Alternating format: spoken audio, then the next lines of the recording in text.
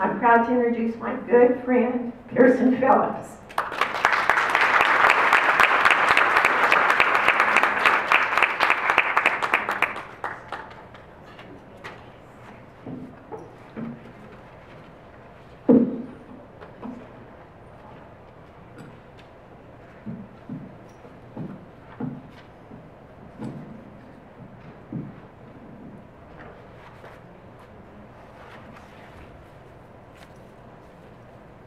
Hi, my name is Pearson Phillips, and I have Tourette syndrome.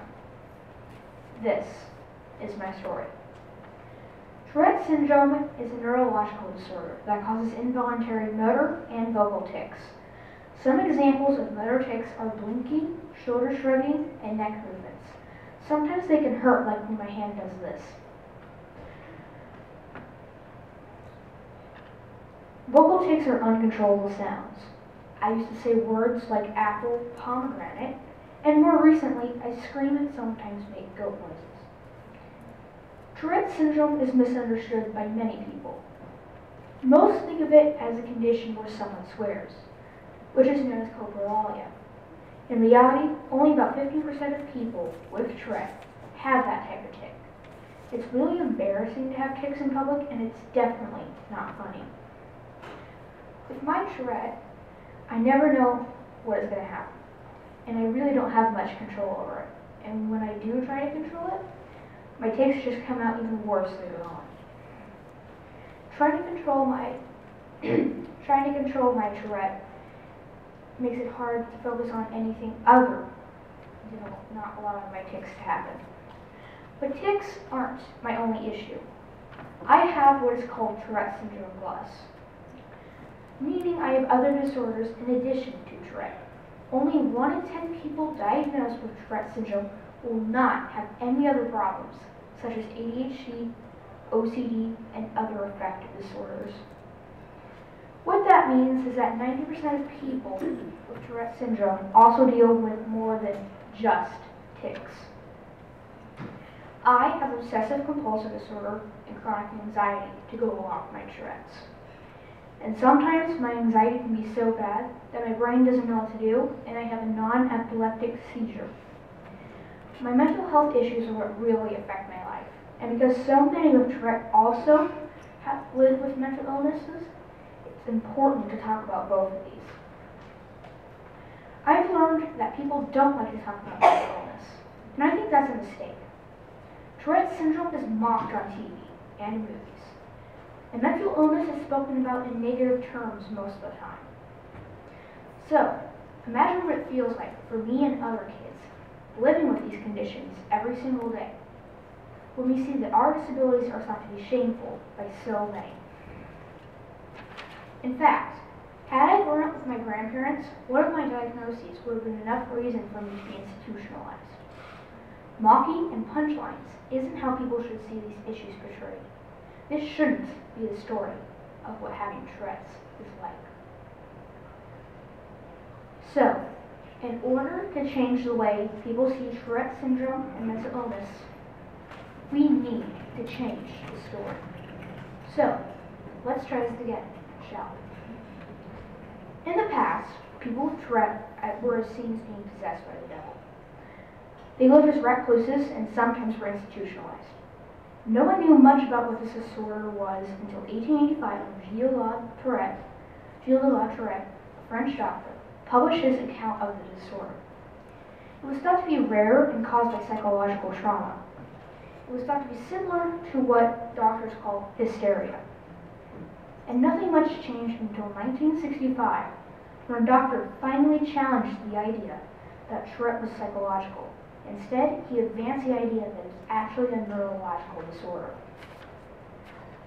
Well, now it's 2016, and in the past 200 years, the stigma surrounding Tourette syndrome and mental illness hasn't changed as much as it should have. There are still people who think they can pray at me. There are still people who think I can control it, or that I do it on purpose. There are still people who think that Tourette is all about swearing. And there are still people who don't realize that it's painful and it can hurt. Now, as I said before, To change the way people see Tourette syndrome and mental illness, we need to change the story. I am changing the story. So bear with me. I'm going to do this again.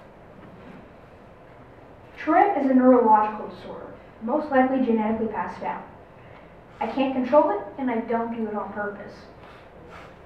Motor and vocal tics that come and go as they please. I may grow out of it, but then again, I may not. My story is that Tourette has made me who I am. It is a part of who I am, and I am not ashamed of that. My other diagnosis, my other mental illnesses, if more people would understand that the mind and the brain are one and the same, then we would actually treat people with mental illness the same way we treat those with physical illnesses. So, if you were to ask a group of people, what words come to mind when they hear mental illness? They might say crazy, psycho, or dangerous. But then ask them what they think when they hear the word cancer, survivor, support, courageous. Both are serious, biologically based diseases, and both can kill. Suicide is the second leading cause of death for ages 10 to 24. More teenagers and young adults die from suicide than from cancer, heart disease, AIDS, and birth defects combined. I am a survivor. I am courageous. I battle mental illness daily. I live with uncontrollable motor and vocal tics. And you might look at me, the 11-year-old boy who was able to stand up here and give this speech, when it would be so difficult for others who are older than I am to do the same thing. And you might think that you accept me as I am. You might even think I'm amazing. But will you accept me when I'm all grown up and standing over 6 feet tall, and I start ticking and making noises when you see me at the grocery store? Or will you be afraid of me? Will you support me and think I'm amazing when I am feeling anxious and worried and need someone to listen to me? Or will you tell me not to think about it, that everyone has sad days, get over it? Will the patience and compassion I have for a child grow into frustration and fear when I become an adult? Don't forget, I am changing the story. Am I sometimes afraid of what the public's reaction to my tics or my mental illnesses might be? Yes, but I don't need anyone to say they're sorry. Because Tourette has made me strong. Without Tourette, I might have not found my gift for public speaking, my love of helping others, and my passion for advocacy. See, I've changed the story. Having Tourette has made me stronger because it's given me a purpose. I know that my voice can make a difference for not just me, but for others too. And this is what I'm doing. I am making a difference. I am changing the story. I have a friend named Olivia. She is 10 years old and also has Tourette Plus.